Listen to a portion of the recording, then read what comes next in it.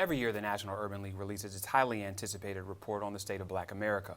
The report has become the national touchstone for the social and economic status of African American and Hispanic communities.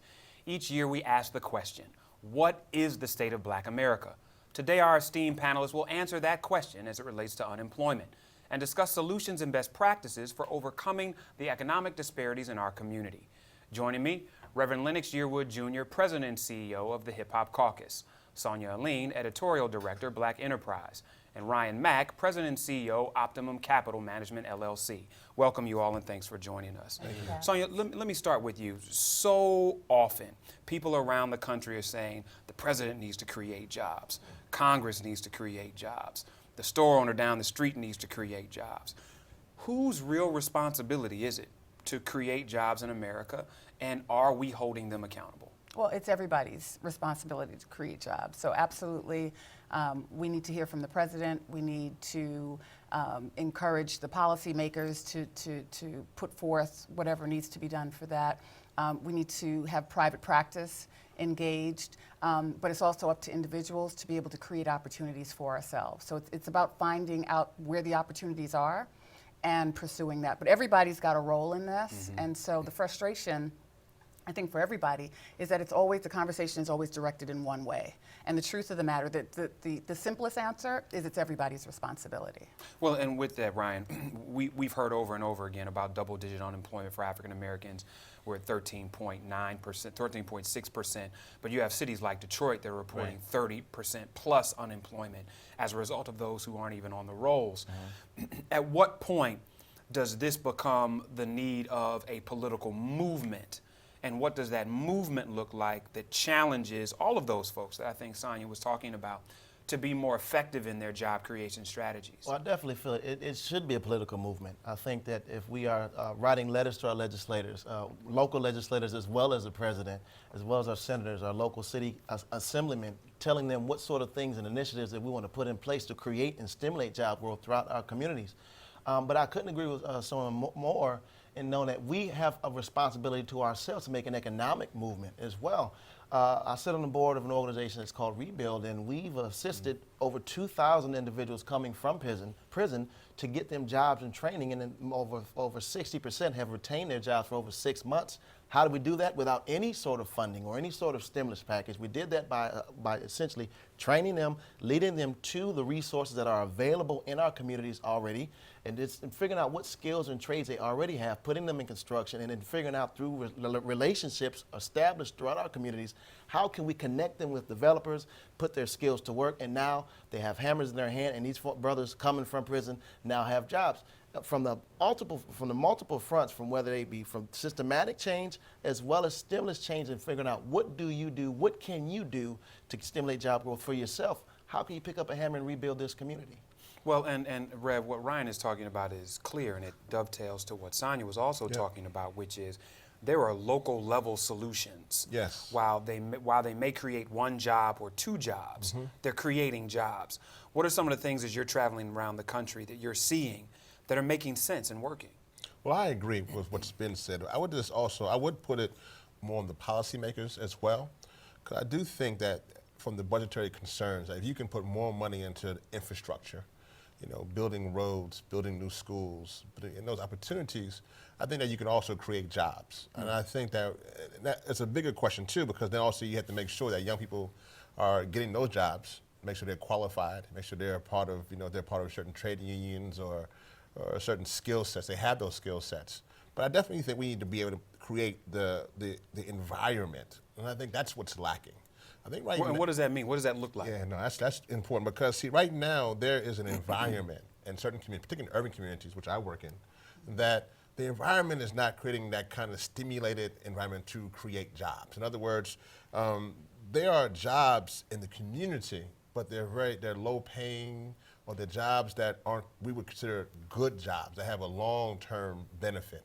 We need to have an environment that creates jobs that people can become entrepreneurs, that jobs that they can get real wealth. I mean, we gotta illustrate people how financial literacy. I mean, I think that's another big issue, because sometimes people have jobs, but because they're not making enough to take care of their family or take care of themselves, or they don't know how to work their money per se, they're having a problem. Well, Ryan, let me ask you this, because clearly in America, we have been in a place where we've dealt with quite a long period of good economic times. Even when economic times weren't great, they were far better than they were in other parts of the world. Does America need to reset and say there is a different way to create jobs? There are new sectors that we need to focus on. Because what we often see is policymakers having antiquated conversations, activists having antiquated conversations, us wanting to reinvigorate industries that are no longer industries of the future. How do we, one, have that conversation, two, but really practically make it work? Well, first of all, we've already been reset. From 2005 to 2009, Hispanic community lost 66% net worth. The black community lost 53% of net worth just within their respective communities. And a lot of that, and this is what essentially what's going on. I look at the economy almost like an inverted triangle in terms of sectors and jobs, where at full employment is at the top. And as we went through this recession, we started shaving off jobs and jobs, more jobs. So individuals, companies that used to hire 100 employees are now being productive with 50 and using technology in order to make up the difference in terms of increasing productivity levels. So using technology, there are many industries in technology where they have a 1-2% unemployment rate. I mean, those individuals who have a college degree have a 3.8% unemployment rate, as opposed to not having a high school diploma, have almost a 12% unemployment rate. So education and making sure that as these jobs are starting to get trimmed down and individuals are now figuring out, because there's only 3 things you can do, okay? As you look at that plant, I used to work at a plant, I've got this skill set, I used to work on the line, I got laid off, and now a machine is taking over my position. There's only 3 things I can do. One, I gotta learn a new skill. I gotta go to a local community college. Right. I gotta get retrained. I gotta go, 2, figure out maybe I can move and get to another location where this skill still is ready, or I can start my own business and be an entrepreneur. Those are the things we can do. And all of those things are happening in certain places. Right. But what are some of the resources that aren't trickling down, Sonia? As we talked. I did want to dovetail on something that you said, where it's the mindset that hasn't changed. In terms of again, everybody in this issue. We're now a global economy, and the thing that the politicians can't say, because they would never get reelected, is that if you don't change, there's not going to be a place for you. So either you're going to have to change, or organizations like the National Urban League and others are going to have to create opportunities for people to understand the urgency of this. And so that's really what this is about. One of there's a company here, not here, but in Philadelphia. Michael Rashid is the president of AmeriHealth. And what he's done is he's taken people who have been on welfare. He calls them the least likely. If they had ever sent a resume across your desk, it'd be one that would normally get thrown out. And so he has mandated a Diamond in the Rough program in his organization. And they've hired over 100 people who have been in jail, who have been homeless, who have been on welfare, and given these people opportunities, given them financial literacy and other tools so that they can actually function. That they otherwise would not have had. They would never have. So these are people that would have been written off in society. But he said, you know what, I'm going to make it our responsibility. And it's not something that was easily instituted in his organization. But those are the tough calls that we're going to have to make. But what's interesting is there's a lot of middle-class folks being written off that have never committed a crime, that have been a part of the workforce. And so as we get out of here, I think those are a lot of people who are watching this. And I think one of the things you said interesting was we got to do something different. So if somebody's at home watching this and figuring out, how do I remove myself from the roles of the unemployed to the roles of the employed, in 15 seconds, what's the one thing you would tell them to do differently, Rev? It's a hard question, but I hope this works for those who are watching at home. But I would say you have to find something you love to do. Find something you love to do. Don't just find a job that you think will just pay you. You love to do, and then I think that will actually bring resources to you. Sonia? Network. That's the one thing we do poorly. We have to seriously develop our network. 86% of those jobs that are found are through network. Right. 4 quick steps: find your purpose, understand what you love to do while you're here. Second step, find a vision. Where will you be 1, 5, 10, and 20 years? Step 3, find resources, knowledge, people. Write down the people you got to talk to, the books you have to read. Step 4, put a tangible plan of action to get from A to Z and figuring out where you got to go. Well, and what I would say is think global. because we're the first time in our history where we may be able to see Americans hired in other places and them send money back, stimulating our economy here. We're not talking about that a lot, so that's a whole nother panel, though. I want to thank these panelists for participating in this dynamic and short conversation. Share this web series with your social media friends and followers, and let's continue the solution session using hashtag SOBA13, but you've got to get involved. The State of Black America web series is presented by at&t.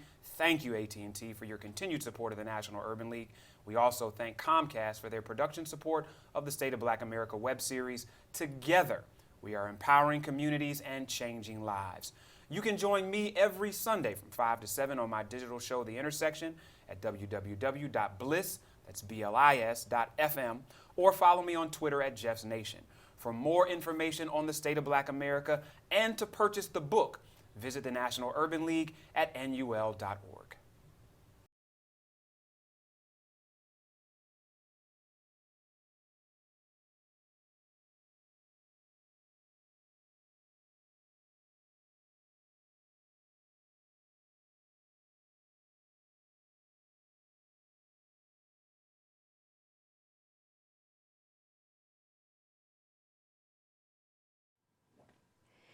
Hello, National Urban League.